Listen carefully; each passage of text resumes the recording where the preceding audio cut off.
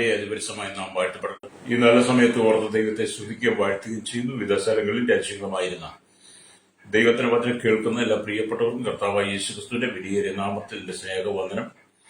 അല്പസമയത്ത് ദൈവവചന ചിന്തയ്ക്കായി ഒരു ദൈവവചന ഭാഗം വായിക്കുന്നു. യോബിന്റെ പുസ്തകം 12-ാം അധ്യായം 8-ാമത്തെ വാക്യം. അല്ല, ഭൂമിയോട് സംഭാഷിക്കുക, അത് നിന്നെ ഉപദേശിക്കും. സമുദ്രത്തിലെ മത്സ്യം നിന്നോട് വിവരിക്കും. പ്രൈസലോ. ഞാൻ ചിന്തിക്കുന്ന ദൈവവചനം എന്ന് പറയുന്നത്, അല്ല, ഭൂമിയോട് സംഭാഷിക്കുക, അത് നിന്നെ ഉപദേശിക്കുമെന്ന് യോബ് തന്റെ സ്നേഹിതന്മാർക്ക് നൽകി കൊടുക്കുന്ന ഒരു സന്ദേശമാണ്. പ്രൈസലോ. വേദപുസ്തക ചരിത്രം നാം വായിച്ചു പഠിക്കുമ്പോൾ അത്രമാത്രം കഷ്ടതയിലൂടെ കടന്നുപോയ വ്യക്തി യോബിനെ പോലെ മറ്റാരും കാണില്ല. പുതിയ നിയമത്തിൽ പൗലോസൊക്കെ ഉണ്ടെങ്കിലും പഴയ നിയമത്തിലെ കാര്യം പഠിക്കുമ്പോൾ യോബ് വളരെ കഷ്ടതയിലൂടെ കടന്നുപോയ ആളാണ്. അല്ലേ? അത് തന്നെ അനവധി വിമർശനങ്ങൾ യോബ് നേരിടേണ്ടി വന്നു. പ്രൈസലോ. തന്റെ സ്നേഹിതന്മാർ തന്നെ ഉപദേശിക്കാൻ, തന്നെ ആശ്വസിപ്പിക്കാനും ഒക്കെ ആയിട്ട് വന്നെങ്കിൽ പോലും യോബിനെ വളരെ വിമർശിക്കുന്നതായിട്ട് നമുക്ക് കാണാൻ കഴിയും. മാത്രമല്ല, യോബിന്റെ ഭാര്യ പോലും തന്നെ വിമർശിച്ച് ദൈവത്തെ തിരിച്ച് പറഞ്ഞ് നീ പോയി മരിക്കാൻ പറഞ്ഞ സംഭവം നമുക്കറിയാം. അത്രമാത്രം വിമർശനങ്ങളെ നേരിടേണ്ടി വന്നപ്പോഴും യോബ് എന്ന് പറയുന്ന വ്യക്തി ദൈവത്തെ വിട്ടുമാറാതെ തന്റെ ജീവിത സാഹചര്യം എന്ന് പറയുന്ന ശരീരം മുഴുവൻ പുഴുവരിച്ച് ഇരിക്കുന്ന സമയമാണ്. എന്നിട്ടും ദൈവത്തെ വിട്ടുമാറാതെ ദൈവത്തോട് ചേർന്നിരിക്കുകയാണ്. ദൈവം അല്ലെങ്കിൽ തന്നെ വിടുവിക്കും, തനിക്ക് ആശ്വാസം നൽകും എന്നുള്ള ശുഭവിശ്വാസം ഒരുപക്ഷെ യോബിന്റെ ഹൃദയത്തിൽ ദൈവാത്മാവ് കൊടുത്തിട്ടുണ്ടായിരിക്കുക. അതുകൊണ്ട് വിമർശനങ്ങളൊക്കെ വരുമ്പോൾ യോബ് അതിനെ സധൈര്യം നേരിടുക. പ്രൈസലോ. എന്നെ കേൾക്കുന്ന നമ്മുടെ സ്നേഹിതരെ, ഞാൻ നിങ്ങളോട് പറയട്ടെ, ഈ ഭൂമിയിൽ അനവധി വിമർശനങ്ങളെ നമ്മൾ നേരിടേണ്ടി വരും. നിങ്ങളുടെ സ്നേഹിതരും നിങ്ങളുടെ ഉറ്റവരും ഉടയവരും ഒക്കെ നിങ്ങളെ വിമർശനത്തിനായി വിമർശിച്ചത് എന്നേക്കാം. പക്ഷെ അവിടെ ഒന്നും നിങ്ങൾ തളരാതെ യോബിനെ പോലെ നിന്നാൽ വിമർശിച്ചവരുടെ നടുവിൽ ദൈവത്തിന്റെ മഹത്വം നീ കാണും. ആരെല്ലാം നിന്നെ വിമർശിച്ച്, ആരെല്ലാം നിന്നെ താഴ്ത്തി, ആരെല്ലാം നിന്നെ ഇല്ലായ്മയെ ശ്രമിച്ചോ, അതിന്റെ നടുവിലാണ് ദൈവം നിന്നെ മാനിക്കുന്നത്. കേട്ടോ, തീർച്ചയായും വിമർശനങ്ങൾ നല്ലതാണ്, അല്ലെ? വിമർശനങ്ങൾ നല്ലതാണ്. അത് നമ്മൾ ഉയർച്ചയ്ക്ക് കാരണമാണ് ചിന്തിക്കണം. പണ്ടൊക്കെ അലവിയ ആ വിശ്വാസ ജീവിതത്തിൽ കിടക്കുന്ന സമയങ്ങളിൽ പലരും എന്നെ വളരെ വിമർശിച്ചിട്ടുണ്ട്. അന്നൊക്കെ എനിക്ക് വളരെ മാനസികമായ പ്രയാസ സങ്കടങ്ങളും ഒക്കെ തോന്നിയിട്ടുമുണ്ട്. പക്ഷെ പിന്നത്തേതിൽ എനിക്ക് മനസ്സിലായി, വിമർശനം നല്ലതാണ്. ഒരു കൂട്ടം ജനം വിമർശിക്കുമ്പോൾ അതിന്റെ വളർച്ചയാണെന്ന് എനിക്ക് മനസ്സിലായി. കാരണം എന്നെ കൂടുതൽ ദൈവത്തിൽ ഇരിക്കുവാനും പഠിപ്പിക്കുവാനും ദൈവത്തിനെ കേൾക്കുവാനും ദൈവത്തിനെ ചിന്തിക്കുവാനും ഒക്കെ ദൈവം എന്നെ ഒരുക്കിക്കൊണ്ടിരുന്നു. പ്രൈസലോ. അപ്പൊ നിങ്ങൾ ഏത് വിധത്തിലാണ് വിമർശനം നേരിടുന്നോ ആ വിമർശനങ്ങൾക്ക് അപ്പുറത്തൊരു ഉയർച്ച ദൈവം വെച്ചിട്ടുണ്ട്. പ്രൈസലോ. പ്രൈസലോ. ഹല്ലേലൂയ. ഞാൻ കഴിഞ്ഞ ചില ദിവസങ്ങൾക്ക് മുമ്പ് കടൽ തീരത്ത് പോയി നിൽക്കുമ്പോൾ ഒരു ദൈവദാസനുമായിട്ട് സംസാരിക്കാൻ കാരണമായി. അവിടെ ഒരു ദൈവദാസൻ സംസാരിച്ചു. പല കാര്യങ്ങളും അവിടെ സംസാരിച്ച കൂട്ടത്തിൽ ഞാൻ ദൈവത്തോട് പറഞ്ഞു, നമുക്കിപ്പം നോക്കിയാൽ കാണാത്ത ദൂരത്തിൽ കടൽ കിടക്കുകയാണ്. മാത്രമല്ല, അസ്തമയമാണിപ്പോൾ. ഈ അസ്തമയം മാത്രം കണ്ട് ഈ വിശാലമായി കിടക്കുന്ന ഈ കടൽ അല്പം കൂടെ കഴിഞ്ഞ ഇരുളായി മാറും. പിന്നെ നമുക്ക് കടലുണ്ടെന്നും കൂടെ അറിയില്ല. എന്നാൽ അതിനപ്പുറത്തൊരു ഉദയമുണ്ട്. ഇവിടെ ഇത് അസ്തമിക്കുമ്പോൾ, ഈ സൂര്യൻ അസ്തമിക്കുമ്പോൾ, നാം ഇവിടെ അസ്തമയം കാണുമ്പോൾ അതിനപ്പുറത്ത് ഒരു ഉദയം ദൈവം വെച്ചിട്ടുണ്ട്. ഹല്ലേലൂയ. അത് സ്നേഹിത, സൂര്യൻ ഇവിടെ അസ്തമിക്കുമ്പോൾ അതിനപ്പുറത്തൊരു ഉദയമുണ്ട് എന്ന് പറഞ്ഞുകൊണ്ട് നിങ്ങൾ ഇവിടെ വിമർശിക്കപ്പെടുമ്പോൾ അതിനപ്പുറത്തൊരു വിഷയമുണ്ട്. യോബ് എത്രമാത്രം വിമർശനത്തിന് വിധേയപ്പെട്ടോ അത്രമാത്രം യോബിനെ ദൈവം മാനിച്ചിട്ടുണ്ടെന്നുള്ളത് നിങ്ങൾ യോബിനെ കുറിച്ച് പഠിക്കുമ്പോൾ മനസ്സിലാക്കാൻ കഴിയും. അതുകൊണ്ട് നിങ്ങൾ തളരരുത് കേട്ടോ. ആരുടെ വിമർശനത്തിന് മുമ്പിൽ നിങ്ങൾ നെഞ്ചു പൊട്ടിപ്പോകരുത്.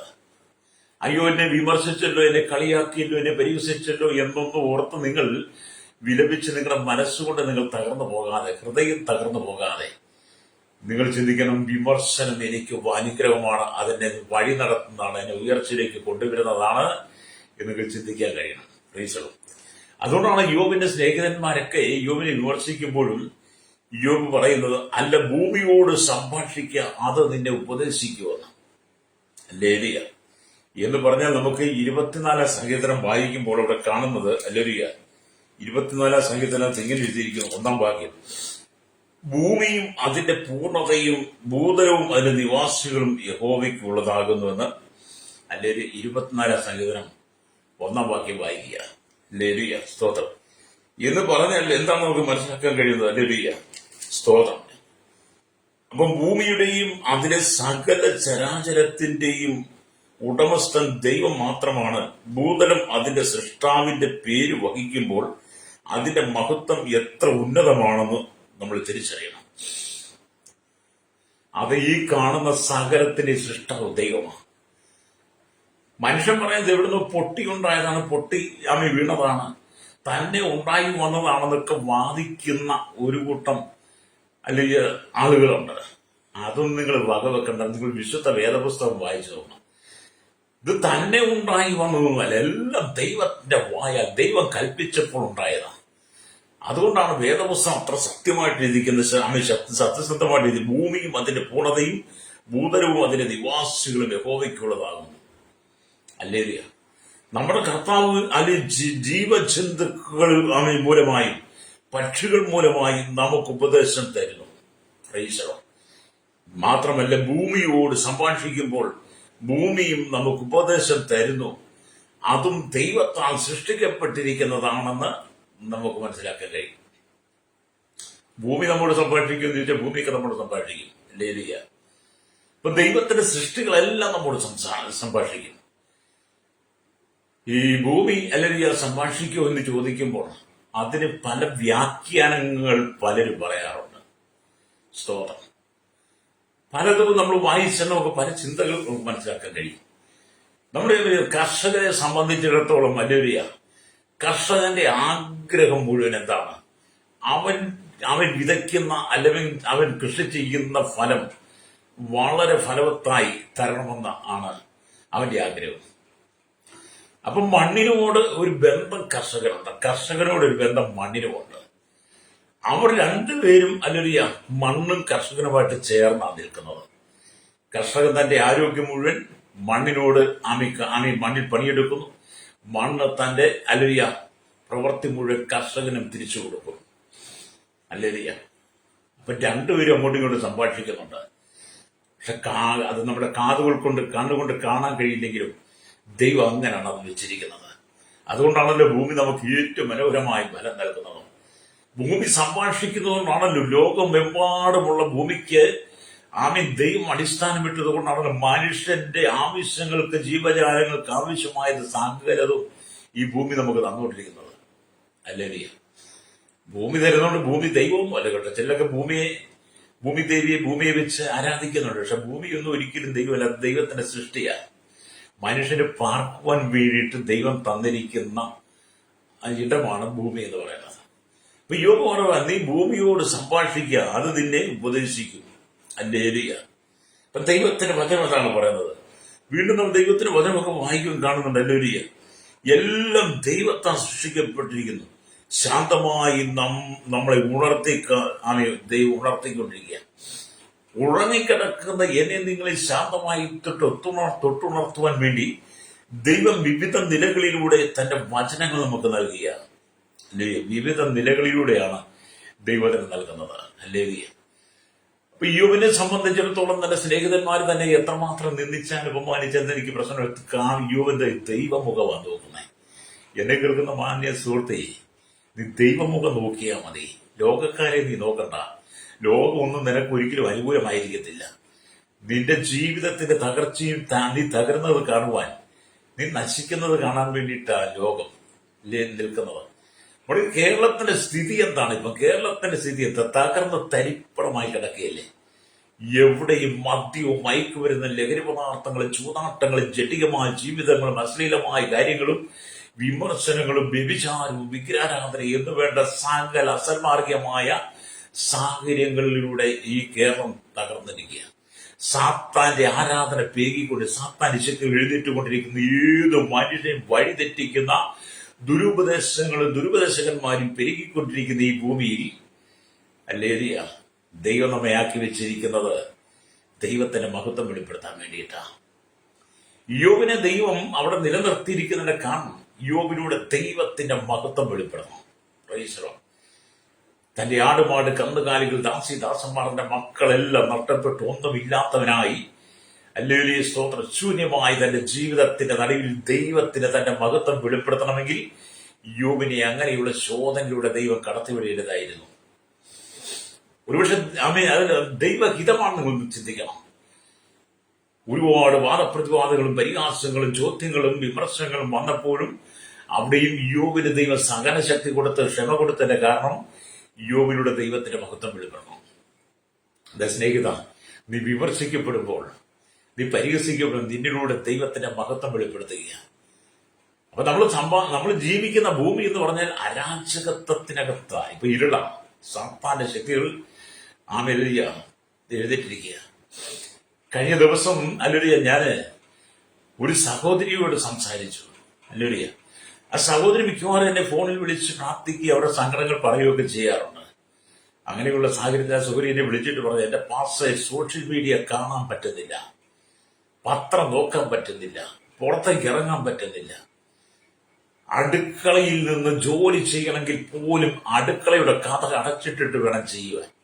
അത്രമാത്രം നമ്മുടെ രാജ്യം, നമ്മുടെ കേരളം നഷ്ടപ്പെട്ട് നശിച്ചിരിക്കുന്നു. പുറത്തിറങ്ങി സ്വസ്ഥമായിട്ട് നടക്കാൻ പറ്റത്തില്ല. എങ്ങനെ വിമർശനങ്ങളാണ് മനുഷ്യനെ അത്രമാത്രം ചൂഷണം ചെയ്യുന്ന. ഞാൻ അവരോട് പറഞ്ഞു, സർവ്വലോകവും ദുഷ്ടന്റെ അധീനതയിൽ കിടക്കുന്നു എന്നാണ് വിശുദ്ധ തിരുവെഴുത്ത് പഠിപ്പിക്കുന്നത്. യോഹന്നാന്റെ ലേഖനം 5:19. അപ്പൊ സകല ലോകവും ദുഷ്ടന്റെ അധീനതയിൽ കിടക്കുമ്പോൾ ഇവിടുത്തെ ആധിപത്യം മുഴുവൻ ദുഷ്ടനാണ് നടത്തുന്നത്. അതുകൊണ്ട് ദൈവജനത്തെ സംബന്ധിച്ചിടത്തോളം അവരെപ്പോഴും സുരക്ഷിതത്വം ഉണ്ടായിരിക്കണമില്ല. പക്ഷേ ദൈവം നമ്മെ സുരക്ഷിതമായി കാക്കുന്നത് കൊണ്ട് അവിടെ നമുക്ക് തീമതിലായിരിക്കുന്നുണ്ട് ശത്രുവിന് നമ്മെ തൊടാൻ കഴിയില്ല. യത്നം ചെയ്യും. ഞാനിതൊക്കെ പറയുന്നതിന്റെ കാരണം നിങ്ങൾ തളരാതിരിക്കാൻ വേണ്ടിയിട്ടാണ്. നീ തളരുന്നു, നീ തകരുന്നു എന്നൊക്കെ തോന്നുമ്പോൾ യോബിന്റെ പുസ്തകമൊക്കെ എടുത്തൊന്ന് വായിക്കേ. അല്ലേലൂയ. ഒരു ആശ്വാസമൊക്കെ കിട്ടുമെന്നുള്ളതാണ് ദൈവവചനം പറയുന്നത്. ഇവിടെ ഭൂമിയും അതിന്റെ പൂർണ്ണതയും ഭൂതലവും അതിന്റെ നിവാസികളും യഹോവയ്ക്കുള്ളതാകുന്നു. ദൈവം അങ്ങനെയും നമ്മോട് സംസാരിക്കും.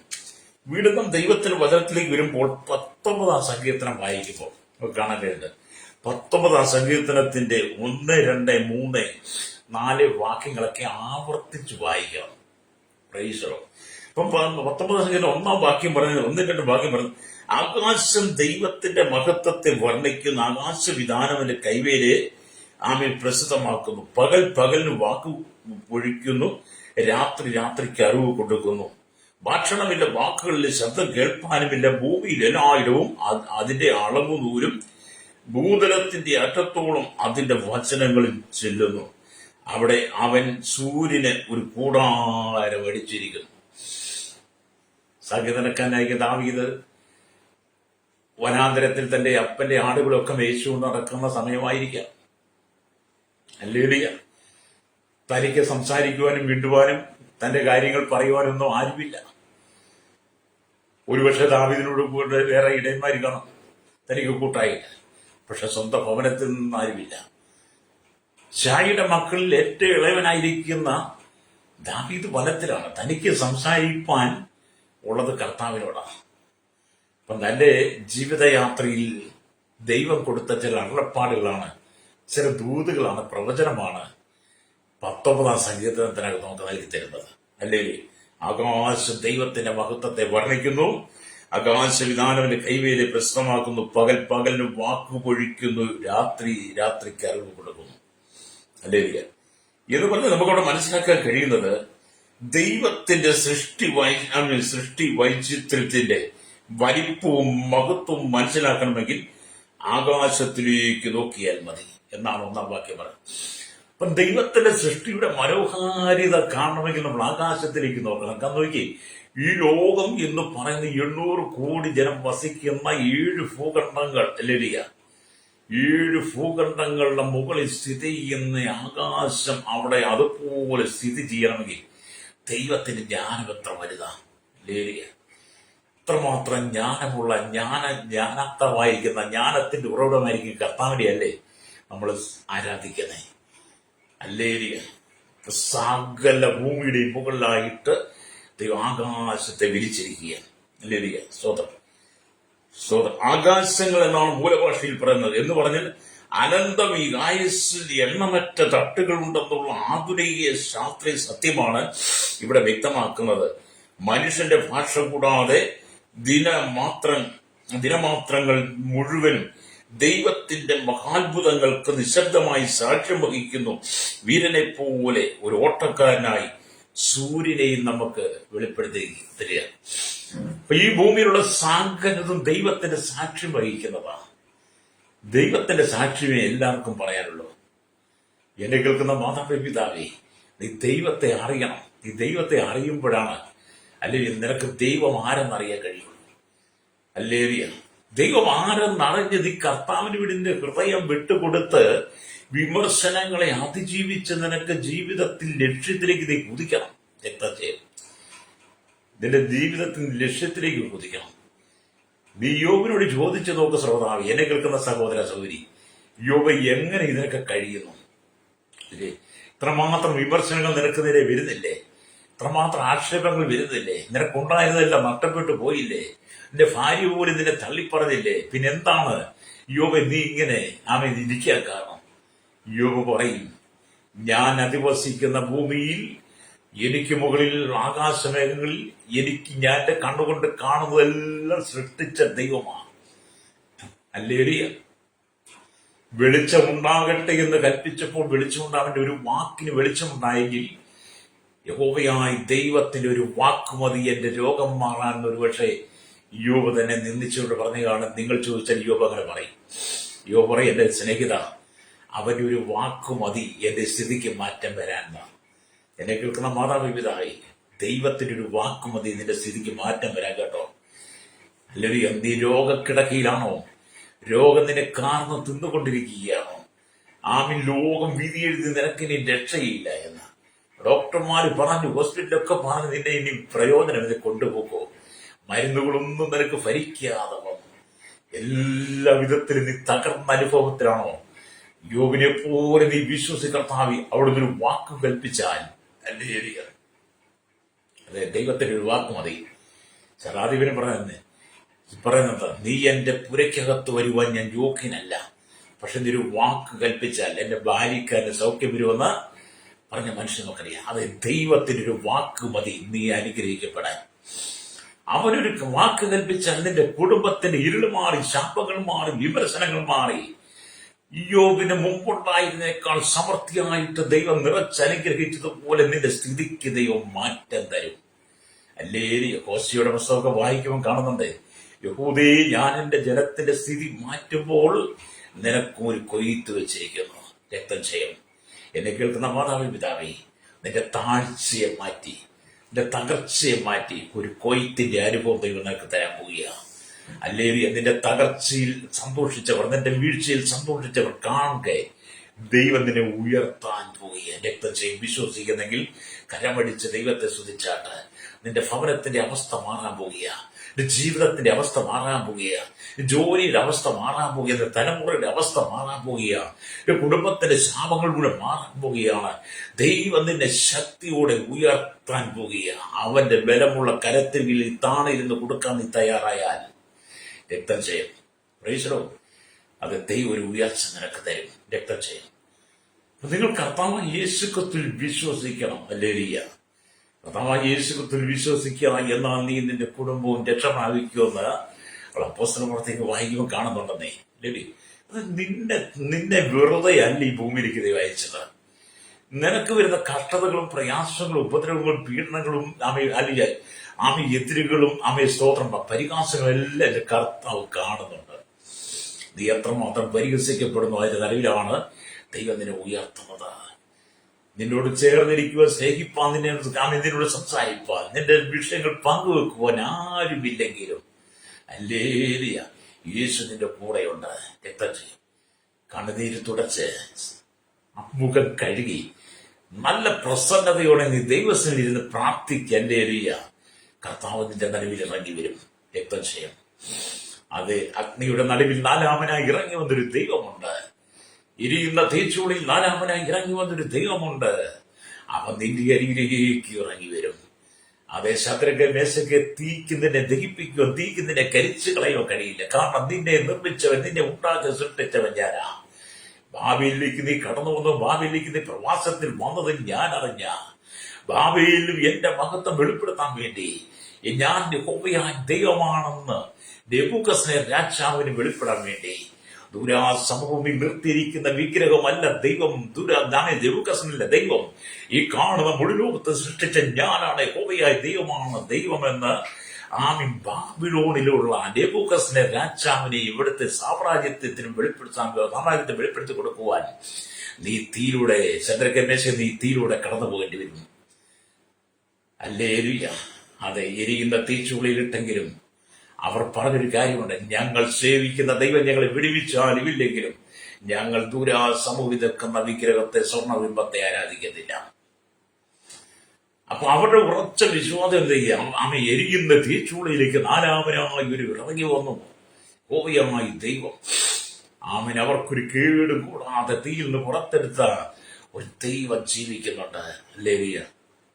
അതേ സ്നേഹം മാതാവേ, എരിയുന്ന തീച്ചൂളയുടെ നീ കടന്നുപോയാലും, ഹല്ലേലൂയ, നിന്റെ മരണം അപകടത്തിലാണെന്ന് നിനക്ക് തോന്നിയാലും നീ ഭാരപ്പെടേണ്ട. നാലാമനായ ഒരുവൻ നിനക്ക് വേണ്ടി ഇറങ്ങി വരും. രക്തം ചെയ്യും. ഹല്ലേലൂയ. സാമ്പത്തികമായി നീ ഞെരുക്കത്തിലാണോ, കർത്തവയിലാണോ, അവൻ ജീവിതത്തിൽ ഒന്നുമില്ലാത്ത അനുഭവമാണോ, രാത്രിയുടെ സമയങ്ങളിൽ മുഴുവൻ കണ്ണുനീരോടെ പ്രാർത്ഥിക്കുകയാണോ, നീ ഭാരപ്പെടരുത്. ദൈവം നിനക്ക് വേണ്ടി ചിലത് ചെയ്യാൻ പോവുക. നിന്റെ കണ്ണുനീര് തുടയ്ക്കുവാൻ ആർക്കും കഴിയില്ല. പക്ഷെ നിന്റെ കണ്ണുനീർ തുടയ്ക്കുവാൻ യേശുവിനറിയാം. നിന്റെ ജീവിതത്തിന്റെ സാഹചര്യങ്ങളെ മാറ്റാൻ കർത്താവിനറിയാം. നാളെ എന്ത് ചെയ്യുമെന്നോർത്ത് ഭാരപ്പെട്ടിരിക്കുന്ന ജീവിതങ്ങളുടെ ദൈവത്തിന്റെ ആത്മാവ് പറഞ്ഞ ശക്തമായ ദൂത് ദൈവം നിന്റെ അരികിൽ ഇറങ്ങി വരാൻ പോവുകയാണ്. രക്തത്തെ വിശ്വസി കരമടിച്ച് ദൈവത്തെ സ്തുതിച്ചാട്ട് ഞാൻ ഈ വചനം പറയുമ്പോൾ തന്നെ ചില കണ്ണുനീരിന്റെ നടുവിലൂടെ കടന്നു പോകുന്ന, ചില പ്രതിസന്ധികളെ നേരിടുന്ന, ചില ഞെരുക്കങ്ങളിലൂടെ കടന്നു പോകുന്ന ചിലരെ ആത്മാവിലേക്ക് വെളിപ്പെടുത്തുന്നുണ്ട്. ഹല്ലേലൂയ. അതെ, നിന്റെ വിഷയത്തിലേക്ക് ദൈവം ഇറങ്ങി വരാൻ പോവുകയാണ്. പ്രൈസലോ. സ്തോത്രം പറഞ്ഞ് വചനം ഏറ്റെടുത്ത് ദൈവത്തെ സ്തുതിക്കുക. ദൈവാത്മാവ് നിനക്ക് വേണ്ടി നോക്കൽ അത്ഭുതം ചെയ്യും. ഹല്ലേലൂയ. ഇവിടെ ദൈവത്തിന്റെ വചനം പറയുകയാണ്. ഹല്ലേലൂയ, സ്തോത്രം. 19 സങ്കീർത്തനത്തിനകത്ത് എന്താണ് പറയുന്നത്? 3 വാക്യം, ഭാഷണമില്ല, വാക്കുകളിൽ ശബ്ദം കേൾപ്പാനുമില്ല, ഭൂമിയിൽ എല്ലായിടും അതിന്റെ അളവും പോലും ഭൂതലത്തിന്റെ അറ്റത്തോളം അതിന്റെ വചനങ്ങളും ചെല്ലുന്നതാണ്. അത് എല്ലാ വിധത്തിലും ദൈവത്തിന്റെ വചനം നമുക്ക് അനുകൂലമാണ്. വ്യക്തം ചെയ്യും.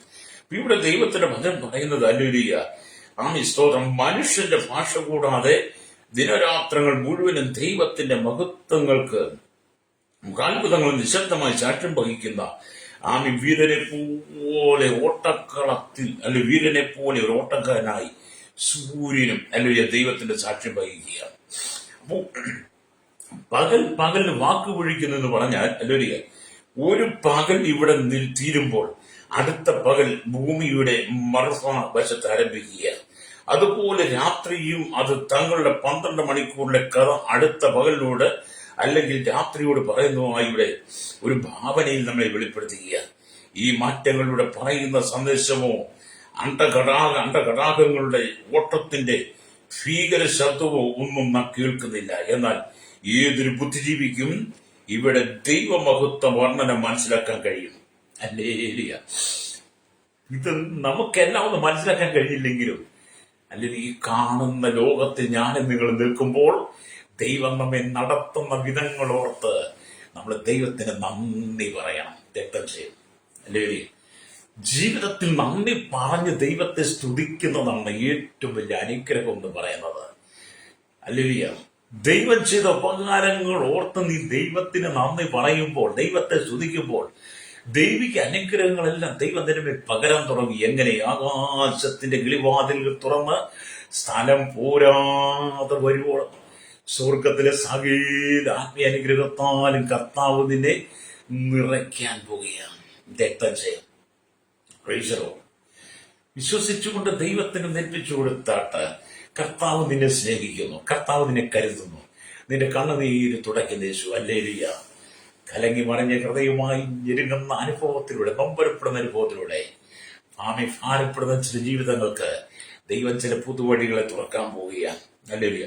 അപ്പൊ ഭൂമിയിൽ എല്ലായിടവും അതിന്റെ അളവ് പോലും എന്ന് 4-ാം വാക്യത്തിൽ പറയുന്നത്, ഭൂമിയിലെല്ലാം അതിന്റെ ഭാഗം രാഗം വെട്ടുന്ന ഒരു കമ്പി എന്ന് പറഞ്ഞ അളവുനൂൽ കെട്ടിയിരിക്കുന്നു എന്നാണ് അതിന്റെ ആശയത്തിൽ ചില വേദവ്യാഖ്യാനങ്ങൾക്കകത്ത് നമുക്ക് മനസ്സിലാക്കാൻ കഴിയുന്നത്.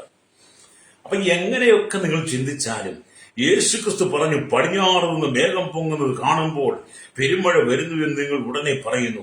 അങ്ങനെ സംഭവിക്കുകയും ചെയ്യുന്നു. തെക്കൻ കാറ്റ് ഊതുന്നത് കണ്ടാലോ അത്യുഷ്ണം ഉണ്ടാകുന്നു എന്ന് പറയുന്നു. അത് സംഭവിക്കുകയും ചെയ്യുന്നു. കപടഭക്തിക്കാര, ഭൂമിയുടെയും ആകാശത്തിന്റെയും പാപത്തെ വേചിപ്പാൻ നിങ്ങൾക്കറിയാം, എന്നാൽ ഈ കാലത്തെ വേചിപ്പാൻ അറിയാത്തത് എങ്ങനെയെന്ന് ലൂക്കോസിന്റെ സുവിശേഷം 12-ാം അധ്യായം 54 തൊട്ട് 57 വരെയുള്ള വാക്യങ്ങൾ വായിച്ചാൽ കാണാൻ കഴിയും. ഹല്ലേലൂയ. അപ്പൊ മനുഷ്യൻ പലതിനെ കുറിച്ചും വിവേചിക്കുകയും വർണ്ണിക്കുകയും ചിന്തിക്കുകയും ചെയ്യുന്നുണ്ടെങ്കിലും ഹല്ലേലൂയ, ഈ കാലത്തെ വിവേചിപ്പാൻ മനുഷ്യന് പലപ്പോഴും അറിയുന്നില്ല. ഹല്ലേലൂയ. അത് ഈ കാണുന്ന കാലത്തെ വിവേചിക്കണം. ഈ കാലത്തെ വിവേചിച്ച് മുന്നോട്ട് പോകണമെങ്കിൽ ഒരു ദൈവഭക്തന് മാത്രമേ കഴിയുള്ളൂ. ഹല്ലേലൂയ. ഒരു ദൈവഭക്തനെ സംബന്ധിച്ചിടത്തോളം ഈ കാലത്തിലെ കഷ്ടങ്ങൾ സാരമില്ലെന്ന് പറഞ്ഞതുപോലെ ഇവിടെ എന്തെല്ലാം സംഭവിച്ചാലും, എന്തെല്ലാം അനർത്ഥങ്ങൾ വന്നാലും, എന്തെല്ലാം പ്രതികൂലങ്ങൾ വന്നാലും ഒരു ഭക്തനെ സംബന്ധിച്ചിടത്തോളം തകർന്നു പോകാതെ നിൽക്കുന്നതിന് കാരണം ഈ കാണുന്ന കാലത്തിൽ വിവേചിപ്പാനുള്ള ദൈവികമായ ജ്ഞാനമാണ്, ദൈവികമായ കൃപയാണ് ദൈവഭക്തന് ദൈവം നൽകിയിരിക്കുന്നത്. ഹല്ലേലൂയ. യോബിന്റെ സ്നേഹിതന്മാരോട് യോബ് പറഞ്ഞു കാണും, നിങ്ങൾ സകലത്തെയും വിവേചിക്കുന്നു, സകലവും നിങ്ങൾക്കറിയാം, സകലവും നിങ്ങൾ സംസാരിക്കുന്നു, അവന്റെ പറ്റി പരിഹാസമായ വാക്കുകൾ നിങ്ങൾ എന്നോടും പറയുന്നു. പക്ഷേ ഈ കാണുന്ന കാലത്തെ വിവേചിക്കാൻ നിങ്ങൾക്ക് കഴിയുകയില്ല എന്നൊരു പക്ഷേ യോബിന്റെ സ്നേഹിതന്മാരോട് പറഞ്ഞു കാണും. എന്നാൽ യോബിന്റെ കാലഘട്ടം എന്ന് പറയുന്നത് ഹല്ലേലൂയ, യോബിന്റെ കാലഘട്ടത്തെ വിവേചിക്കുവാൻ യോബിന് കഴിയുമായിരുന്നു എന്നുള്ളതും കൂടെ നമ്മൾ മനസ്സിലാക്കിയ നല്ലതാണ്. കാരണം ഈ കാലത്തെ വിവേചിപ്പാൻ അറിയാത്തത് എങ്ങനെ? യോബിന്റെ കാലഘട്ടത്തെ വിവേചിക്കുവാൻ യോബിന് ഒരുപക്ഷെ ദൈവം കൃപ നൽകിയേക്കാം. അതുകൊണ്ടാണ് ഭക്തൻ പറഞ്ഞത്, അല്ലേ സ്തോത്രം, അവൻ എന്നെ കൊന്നാലും ഞാൻ വേണ്ടി കാത്തിരിക്കുമെന്ന്. അത് എന്ത് വന്നാലും, ജീവിതത്തിൽ എന്ത് ശോധനയുടെ കടന്നു പോകേണ്ടി വന്നാലും, പരീക്ഷകളുടെ കടന്നു പോകേണ്ടി വന്നാലും, പരിശോധനയുടെ കടന്നു പോകേണ്ടി വന്നാലും, ജീവിതത്തിൽ തകർന്നു എന്ന് തോന്നിയാൽ, എല്ലാം നഷ്ടപ്പെട്ടു പോയാൽ, എല്ലാം കൈവിടപ്പെട്ടു പോയാലും, അല്ലേലി നീ തകരണ്ട. അല്ലേലിയ ഒരു മാറ്റം ഒരു കൊയ്ത്ത് ദൈവം വെച്ചിട്ടുണ്ട്. രക്തം ചെയ്യും. അല്ലേലിയ. ചിലരൊക്കെ പറഞ്ഞ എല്ലാം കൈവിട്ടു പോയ പാസേ, എല്ലാം കൈവിടപ്പെട്ടു പോയി, ഇനി എന്ത് ചെയ്യും പാസ്റ്റർ, പ്രാർത്ഥിക്കണം എന്നൊക്കെ പറഞ്ഞ് വിളിക്കുന്ന അന്നപോത്തി ദൈവഭക്തന്മാരെ അല്ലേലിയ എനിക്ക് അറിയാൻ കഴിയും. അല്ലേലിയ. ദൈവമക്കൾ വിശ്വാസത്തിലുള്ളവർ മാത്രമല്ല, വിശ്വാസത്തിന് പുറത്തുള്ളവർ പോലും പലപ്പോഴും അവരുടെ സങ്കടങ്ങൾ പങ്കുവെക്കാറുണ്ട്. ഞാൻ അവരോടൊക്കെ പറയാറുണ്ട്, അല്ലേലിയ, നിന്റെ സ്ഥിതിക്ക് ദൈവം ഒരു മാറ്റം തരും. വേദപുസ്തകത്തിൽ ഇങ്ങനെ ചില സംഭവങ്ങളുണ്ട്. വേദപുസ്തകത്തിൽ ദൈവം മാനിച്ച ചിലരുണ്ട്. അങ്ങനെയെങ്കിൽ നമുക്ക് വിശ്വസിക്കാം, ഈ കാലത്ത് വിവേചിച്ച് നീ കർത്താവിന്റെ നിന്നെ തന്നെ താഴ്ത്തി കൊടുത്ത് അവനെ രക്ഷകനും പിതാവുമായി സ്വീകരിച്ചുകൊണ്ട് അവന്റെ കൽപ്പന പ്രമാണിച്ചുകൊണ്ട് വിശുദ്ധ ജീവിതമായിപ്പാൻ നിന്നെ ഒന്ന് വിട്ടുകൊടുക്കുന്നെങ്കിൽ, യേശുവിനെ രക്ഷകനായ എന്റെ ഹൃദയത്തിലേക്ക് ജീവിക്കാൻ അവനെ സ്വീകരിക്കാൻ നീ തയ്യാറായാൽ, യേശുവിനെ രക്ഷകനായി സ്വീകരിച്ച് നീ ജീവിക്കാൻ തയ്യാറായാൽ, അവന്റെ മഹത്വം വെളിപ്പെടുത്തുവാൻ നിന്നെ ഒന്ന് വിട്ടുകൊടുക്കുന്നെങ്കിൽ ലോകം നോക്കി നിൽക്കേ ദൈവം നിന്നെ ഉയർത്തുമെന്ന് ഞാൻ പലരോടും പറയാറുണ്ട്. അപ്പൊ അങ്ങനെ തന്നെയാകട്ടോ. രക്തം ചെയ്യും. അല്ലേലിയ. അത് നിങ്ങൾ കർത്താവിന് വേണ്ടി നിങ്ങളുടെ ഹൃദയം വിട്ടുകൊടുക്കണം. അല്ലേലിയ. അപ്പൊ യോബിന്റെ നേരെ എന്തെല്ലാം പ്രശ്നങ്ങൾ, യോബ് ഹൃദയം കൊണ്ട് പാപം ചെയ്തില്ല. എന്തെല്ലാം താൻ കേട്ട, ഹൃദയം കൊണ്ട് ദൈവത്തോട് പാപം ചെയ്യാതെ ദൈവത്തോട് പറ്റിയിരുന്ന മനുഷ്യൻ. അല്ലേലിയ. അത് നിങ്ങൾ കർത്താവിന് പറ്റിയിരിക്കണം. അല്ലേലിയ. വീണ്ടും നമ്മൾ സ്തോത്രമല്ലേ മത്തായിയുടെ സുവിശേഷം 24-ാം അധ്യായം 32-33 വാക്യം വായിക്കുമ്പോൾ കാണുന്നുണ്ട്, അത്തിയെ നോക്കി ഒരു ഉപമ പഠിപ്പിൻ, അതിന്റെ കൊമ്പ് ഇളയതായി ഇല തളിർക്കുമ്പോൾ വേനൽ അടുത്തു എന്ന് നിങ്ങൾ അറിയുന്നുവല്ലോ. അങ്ങനെ നിങ്ങൾ ഇതൊക്കെയും കാണുമ്പോൾ അവൻ അടുക്ക വാതിക്കൽ തന്നെ ആയിരിക്കുന്നു എന്ന് അറിഞ്ഞുകൊള്ളുവേൻ. അല്ലേലിയ. അത് നമ്മുടെ കർത്താവ് വരാൻ സമയമായി. അല്ലേലിയ. സ്തോത്രം. അല്ലേലിയ. എന്നെ കേൾക്കുന്ന സഹോദര, കർത്താവ് നമ്മോട് പ്രകൃതി മുഖാന്തരം സംസാരിക്കുക. കർത്താവ് നമ്മോട് പ്രകൃതി മുഖാന്തരം സംസാരിക്കുന്നു. ദൈവത്തിന്റെ സൃഷ്ടികളെല്ലാം നമ്മോട് സംസാരിക്കുന്നു. അല്ലേലിയ. ജീവജന്തുക്കൾ മുഖാന്തരവും പക്ഷികൾ മുഖാന്തരം മാത്രമല്ല, മരങ്ങൾ, ചെടികൾ, വള്ളികൾ മുഖാന്തരവും അവൻ നമ്മോട് സംസാരിക്കുന്നു. മരങ്ങളും ചെടികളും വള്ളികളും എല്ലാം ദൈവത്തിന്റെ സൃഷ്ടികളെല്ലാം നമ്മോട് സംസാരിക്കുന്നു. അതുകൊണ്ടല്ല അയ്യോ പറഞ്ഞത്, അല്ല ഭൂമിയോട് സംഭാഷിക്കാം, അത് നിന്നെ ഉപദേശിക്കും. അല്ലേരിയ. നിങ്ങളുടെ മുറ്റത്ത് നട്ടുവളർത്തി നിങ്ങൾ എന്നും പരിപാലിച്ചുകൊണ്ടിരിക്കുന്ന മനോഹരമായി പുഷ്പം, നല്ല സുഗന്ധം തരുന്ന പുഷ്പങ്ങൾ നാം നൽകുന്ന ചെടികൾ പോലും നിങ്ങളോട് സംസാരിക്കുന്നുണ്ടെന്ന്. ആ ചെടികളും വള്ളികളും അല്ലെ പുഷ്പങ്ങൾ പോലും നിങ്ങളോട് സംസാരിക്കുന്നുണ്ടെന്ന്. അങ്ങനെ ഒരു ദൈവത്തെ നമുക്ക് സേവിക്കാനായിട്ടൊരു അവസരം കിട്ടിയെന്ന് പറഞ്ഞാല് അത് ഈ ലോകത്തിലെ ഏറ്റവും വലിയ മഹാഭാഗ്യമാണ് കേട്ടോ. അല്ലേ, ഈ ലോകത്തിലെ ഏറ്റവും വലിയ ഭാഗ്യം എന്താണെന്ന് ചോദിച്ചാൽ യേശുക്രിസ്തുവിന്റെ സ്വന്തം രക്ഷിതാപിതാവായി സ്വീകരിച്ച് അവന്റെ മകനായി മകളായി ജീവിക്കുന്നു എന്നുള്ളതാണ്. ലോകത്തിൽ ഒരുപാട് ഭാഗ്യവാന്മാരുണ്ട്. ആ ഭാഗ്യവാന്മാരുടെ പദവിയിലല്ല ഒരു ദൈവദാസൻ, ഒരു ദൈവഭക്തന്റെ നിൽപ്പെന്ന് പറയുന്നത്. അവരുടെ ജീവിതത്തിലെ ഏറ്റവും വലിയ ഭാഗ്യം യേശുക്രിസ്തുവിലേക്ക് എത്തിയെന്നുള്ളതാണ്. നമുക്ക് ദൈവത്തിന്റെ മകനായി മകളായി തീരാൻ കഴിയുന്നുള്ളതാണ്. നിത്യതയിൽ നമ്മൾ കാണുമെന്നുള്ളതാണ്. സ്വർഗരാജ്യത്തെ നമ്മൾ കാണുമെന്നുള്ളതാണ്. പുതിയ ശരീരം നമ്മൾ ചേരുമെന്നുള്ളതാണ്. ആ സ്വർഗീയ വാക്തത്വ കാമയിലെ സ്വർഗീയ കനാൻ നമുക്ക് കിട്ടുമെന്നുള്ളതാണ്. ഹല്ലേലൂയ. കൊടാനുകൂടി ദൂതന്മാരും കെരൂബുകളും സാറാഫുകളും കൊടാനുകൂടി വിശുദ്ധന്മാരും ഒന്നിച്ച് ദൈവത്തെ സ്തുതിക്കുന്ന മനോഹരമായ സുതരത്തിന്റെ പ്രതീക്ഷയിൽ നമ്മൾ എത്തിച്ചേരുമെന്നുള്ളതാണ് നമ്മുടെ ഏറ്റവും വലിയ ഭാഗ്യം എന്നൊക്കെ പറയുന്നത്. ഹല്ലേലൂയ. അങ്ങനെ വിശ്വസിക്കാൻ കഴിയുമോ? ജീവിതത്തിൽ യേശുവിന് മഹത്വം കൊടുക്കുക. അയ്യോബിന്റെ ജീവിതത്തിൽ മുഴുവൻ സമയം ദൈവത്തിന് മഹത്വം കൊടുത്ത അയ്യോബ് പരാജയപ്പെട്ടവനല്ല, പരാജയത്തിന്റെ നടുവിൽ നിന്ന് ദൈവം കൈപിടിച്ചുയർത്തുകയാണ്. രക്തം ചെയ്യും. എന്നെ കേൾക്കുന്ന മാതാവ്, ഇതിന്റെ പരാജയത്തിന്റെ നടുവിൽ നിന്ന് ദൈവം നിന്നെ കൈപിടിച്ചുയർത്താൻ പോവുകയാണ്. ലോക രാജ്യങ്ങളുടെ വിവിധ ഭാഗങ്ങളിൽ കടന്നുപോയി, ജോലിക്ക് കടന്നുപോയിട്ട് നാട്ടിലേക്ക് കടന്നു വരാൻ കഴിയാതെ ഭാരപ്പെടുന്ന അനുഭവത്തി ആളുകളുടെ മണലാരണ്യത്തിൽ വേദന അനുഭവിക്കുന്നവർ, സാലറി കിട്ടാതെ വീട്ടിലേക്ക് അയക്കും പണമില്ലാതെ ഭാരപ്പെടുന്നവർ, സഹോദരങ്ങളെ കയ്യിൽ നിന്നൊക്കെ പണം കടം വാങ്ങി എടുത്തിട്ട് തിരിച്ചു കൊടുക്കാൻ കഴിയാത്തവർ, വിസ പുതുക്കി കിട്ടാതെ ഭാരപ്പെടുന്നവർ, വിദേശ രാജ്യത്ത് കടന്നുപോയിട്ട് അപകടത്തിൽപ്പെട്ട് ജയിലിൽ കിടക്കുന്ന, വീട്ടുതടങ്കിൽ കിടക്കുന്ന, ജീവിതാനുഭവങ്ങൾ പങ്കിടുന്ന അനവധി ആളുകളെ എനിക്കറിയാം. ലേരിയ. അവർക്കൊക്കെ ഭയങ്കര ശുഭാപ്തി വിശ്വാസത്തിൽ അവർ ജീവിക്കുന്നത്. അവരുടെ സങ്കടങ്ങളിൽ, വേദനകളിൽ അവർ വിളിച്ച് പ്രാർത്ഥിക്കുമ്പോൾ അവരോട് പറയാറുണ്ട്, ഈ കാലത്തിലെ കഷ്ടം സാരമില്ല, ദൈവം നിനക്കൊരു നന്മ വെച്ചിട്ടുണ്ട്. ചില പരിശോധന നടിയിലൂടെ നീ കടന്നു പോകുന്നുണ്ടെങ്കിൽ അതിനപ്പുറത്ത് നിന്റെ ജീവിതത്തിൽ ഊത്തയം വരുന്നുണ്ട്. ഇരുളും മാറുന്ന ദിവസമുണ്ട്, ഇരുട്ട് മാറുന്ന ദിവസമുണ്ട്, അതിനപ്പുറത്തൊരു വെളിച്ചമുണ്ട്. അല്ലേലിയ. ഇന്ന് പകൽ എന്നെ കേൾക്കുന്ന മാതാവ് പിതാവേ, നിന്റെ ജീവിതത്തിൽ ഇരുട്ട് മാറുന്ന ഒരു ദിവസമുണ്ട്. ഒരു വെളിച്ചം ദൈവം വീശുന്ന സമയമുണ്ട്. വെളിച്ചം നിന്റെ ജീവിതത്തിൽ വന്നു കഴിഞ്ഞാൽ നീ ഇതുവരെ അനുഭവിച്ച സകല ഇരുളും മാറിപ്പോകും. കരമടിച്ച് ദൈവത്തെ സ്തുതിച്ചായിട്ട് പരിശുദ്ധാത്മാവ് ചിലരോടൊക്കെ ശക്തമായിട്ട് ഇടപെടുന്ന ദൂത നിന്റെ ജീവിതത്തിന്റെ ഇരുള് മാറാൻ പോവുകയാണ്. രക്തം ചെയ്യും. എന്റെ ജീവിതത്തിന്റെ ഇരുള് മാറ്റുവാൻ യേശുവിന് കഴിയുമെന്ന്. യേശുവിന് കഴിയാത്തതായി ഈ ഭൂമിയിൽ ഒന്നുമില്ല കേട്ടോ. അല്ലെങ്കിൽ നമ്മുടെ കർത്താവ് പാപം ചെയ്യത്തില്ല, വോഴ്ക്ക് പറയത്തില്ല. അതൊഴിച്ചാൽ നമ്മുടെ കർത്താവ് സകലത്തിലും നമ്മോട് കൂടെയുണ്ട്. ഹല്ലേലൂയ. അതെ, നിന്റെ ജീവിതത്തിന്റെ ഇരുള് ഹല്ലേലൂയ സ്തോത്രം മാറാൻ പോവുകയാണ്. നിന്റെ കഷ്ടം മാറാൻ പോവുകയാണ്. ഇത് പകൽ ദൈവത്തിന്റെ വചനത്തിൽ ഏൽപ്പിച്ചു കൊടുത്താട്ട്. ഇവിടെ വചനം പറയുന്നത് ദൈവത്തിന്റെ സൃഷ്ടികളെല്ലാം നമ്മോട് സംസാരിക്കുന്നു. അല്ലേ, നിങ്ങൾ ശ്രദ്ധിക്കുകയാണെങ്കിൽ അവയിലുള്ള ദൈവിക രഹസ്യങ്ങളെ പോലും നിങ്ങൾക്ക് മനസ്സിലാക്കാൻ കഴിയും. നിങ്ങൾ പ്രകൃതിയെ നോക്കണം, കാറ്റിനെയും കടലിനെ നോക്കണം, കരയെ നോക്കണം, മരങ്ങളെ, സസ്യങ്ങളെ, ചെടികളെയൊക്കെ നോക്കണം. അല്ലേലിയ. ഭൂമിയെ നോക്കണം. അങ്ങനെ നിങ്ങൾ അതിലേക്ക് ശ്രദ്ധിക്കുകയാണെങ്കിൽ അതിനകത്തെല്ലാം ദൈവം ചില രഹസ്യങ്ങളും ചില മർമ്മങ്ങളും ഒക്കെ വെളിപ്പെടുത്തി തരും. ദൈവത്തിന്റെ സൃഷ്ടികൾക്കകത്തെല്ലാം ചില രഹസ്യങ്ങളുണ്ടെന്നാണ്. നമ്മളത് ശ്രദ്ധിച്ച് പഠിക്കുമ്പോഴാണ് അതെല്ലാം നമുക്ക് വെളിപ്പെടുത്തി കിട്ടുന്നത്. പ്രൈസോ. ഹല്ലേലൂയ. ഞാൻ ചോദിക്കട്ടെ, ദൈവം നമുക്ക് ഈ വെള്ളം തരുന്നുണ്ടല്ലോ, വെള്ളം മനുഷ്യന്റെ സ്വന്തം ഇഷ്ടം കൊണ്ടും സ്വന്തം കഴിവ് കൊണ്ടൊന്നും അല്ലല്ലോ വെള്ളം കുടിക്കുന്നത്. മിസ്രൈമിൽ നിന്ന് പുറപ്പെട്ടു വന്ന് സാഹചര്യത്തിന് കുടിപ്പാൻ വെള്ളമില്ലാതെ വന്നപ്പോൾ ആമീൻ ദൈവം മോശം നിന്റെ കയ്യിലെ വടിയെടുത്ത് പറയണ്ടിക്ക് പറയോട് കൽപ്പിക്കാൻ പറയും. മോശ വടി കൊണ്ട് അടിച്ചെങ്കിലും ആ പാറയിൽ നിന്ന് വെള്ളം ചാടി പുറപ്പെട്ടു. ആമീൻ നിങ്ങളൊരു വീട് വെച്ചാൽ ആ വീട്ടിൽ നിങ്ങൾക്ക് ഏറ്റവും പ്രാധാന്യം എന്ന് പറഞ്ഞാൽ വെള്ളമാണ്. അതുകൊണ്ട് നിങ്ങൾ വീട് വെക്കുന്നതിന് മുമ്പ് തന്നെ നിങ്ങൾ ആദ്യം കിണർ കുത്താൻ നോക്കും. ചിലരൊക്കെ വീട് വെച്ച് കഴിഞ്ഞാൽ എന്നാലും എങ്ങനെ ഇരിക്കട്ടെ, എന്താണ് കിണറിന് നിങ്ങൾക്ക് വെള്ളം ആവശ്യമാണ്.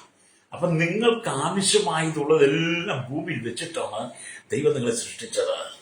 ആമീൻ ഭൂമി ജീവിക്കാൻ നിങ്ങൾക്ക് വെള്ളം വേണമെന്നും അത് നിങ്ങളുടെ വീടിന് ആവശ്യമാണെന്നും ഒക്കെ ദൈവം അറിഞ്ഞുകൊണ്ടാണ് നിങ്ങളെ ഇവിടെ ആക്കിയിരിക്കുന്നത്. അതുകൊണ്ട് ഭൂമിയിലും ആമീൻ ദൈവത്തിന്റെ സൃഷ്ടിയുടെ മേൽ നിങ്ങൾ ശ്രദ്ധിച്ചു നോക്കിയാൽ അതിലെല്ലാം നിങ്ങളോട് സംസാരിക്കാൻ കഴിയും. പ്രൈസറോ എല്ലാം നിങ്ങളോട് സംസാരിക്കുന്നു. അതെ, നീ തകരണ്ട കേട്ടോ ലേലിയ, നീ തകരണ്ട. വേദപുസ്തകത്തിനകത്ത് ഉയർച്ച മാത്രമേ ഉള്ളൂ.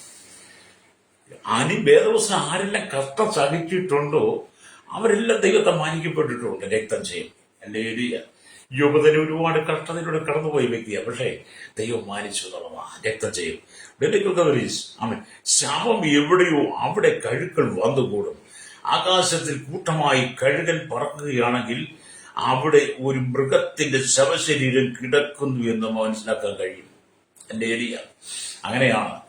നമ്മൾ ഈ കഴുകനൊന്നും കാണാത്തത് നമുക്കറിയത്തില്ല. എന്നാൽ കഴുകനൊക്കെ പാർക്കുന്ന ദേശത്ത്, കഴുകനൊക്കെ ഉള്ള സ്ഥലങ്ങളിൽ ചെന്നാൽ കഴുകൻ ആകാശത്തിൽ കൂട്ടമായി വട്ടമിട്ട് പറക്കുന്നുണ്ടെങ്കിൽ ഓർത്തോണം എവിടെയോ ഒരു മൃഗം അവൻ ചത്ത് കിടപ്പുണ്ട്.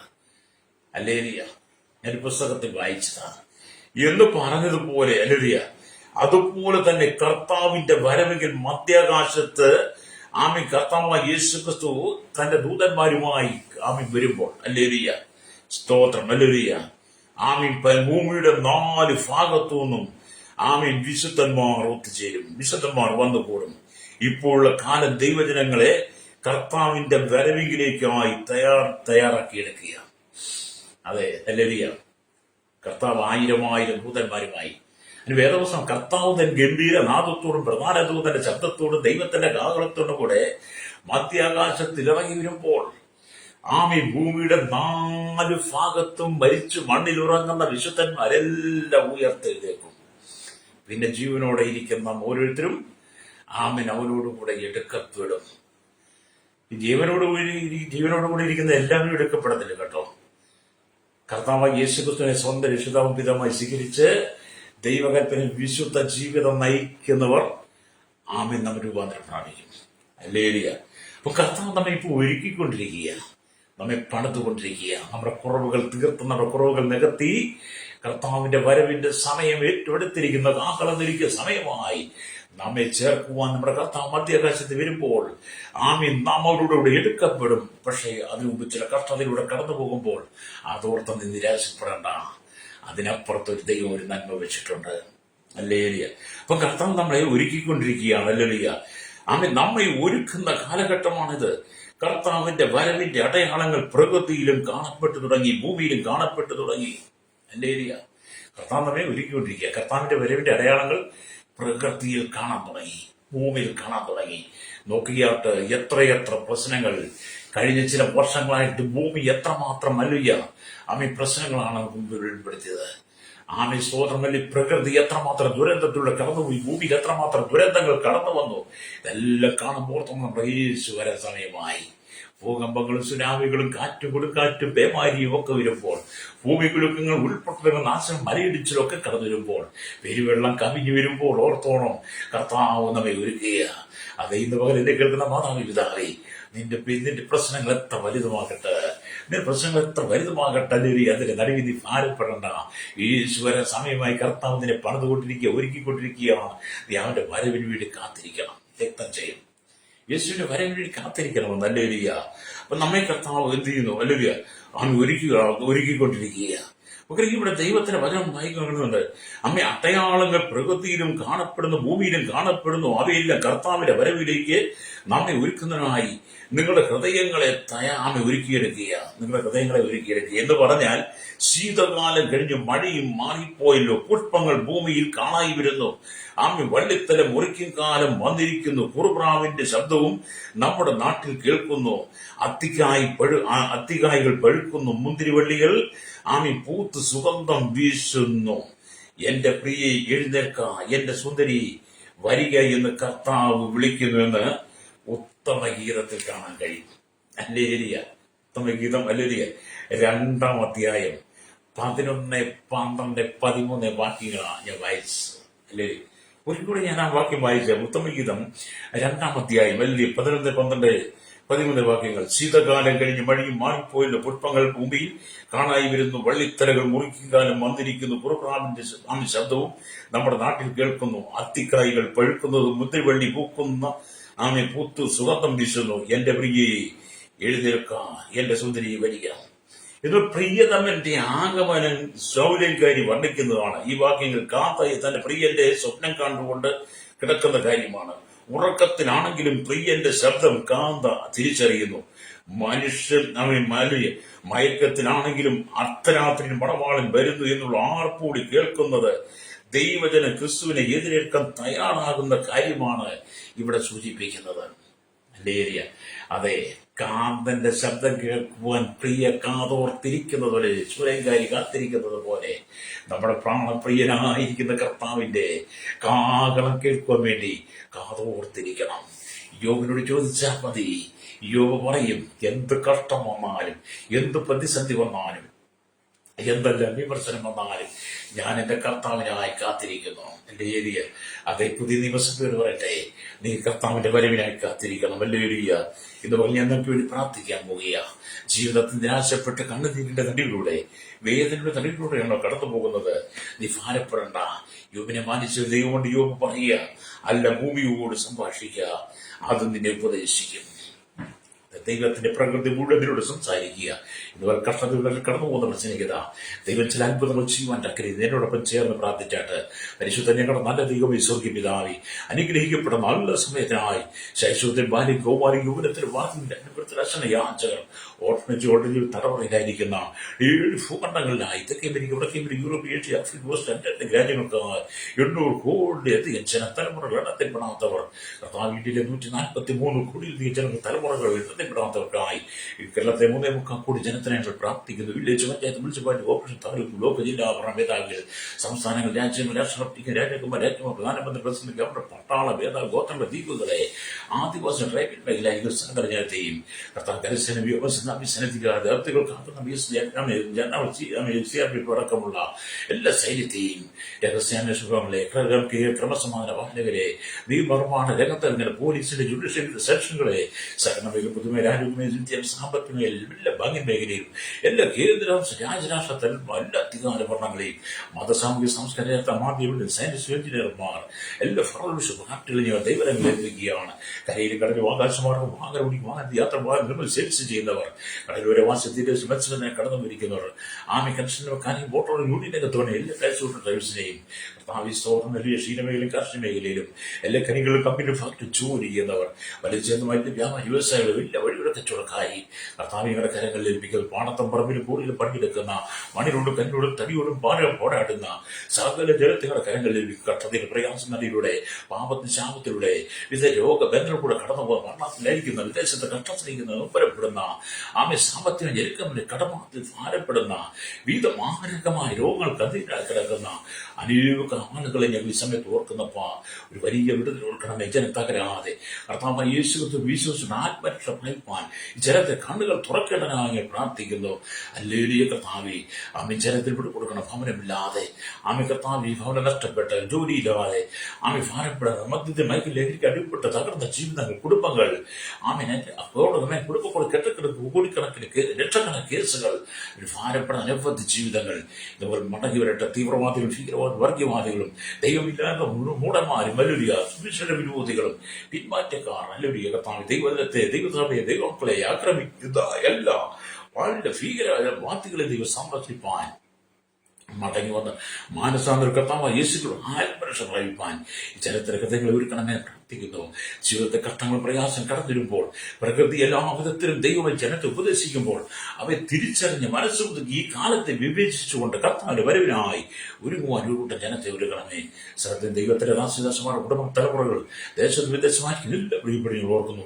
കഷ്ടത്തിൽ കടന്നു പോകുന്ന സൂക്ഷ്മ പീഡ അനുഭവിക്കുന്ന ജയിലിൽ കിടക്കുന്നവർ അങ്ങനെ വിവിധമായ ബന്ധങ്ങൾ കടന്നു പോകുന്നവർ ദൈവമക്കൾക്കായി പ്രാർത്ഥി എല്ലാവരും കഥ പിടിപ്പിക്കണമേ. യേശുവിന്റെ നാമത്തിൽ തന്നെ ആമേൻ ആമേൻ ആമേൻ.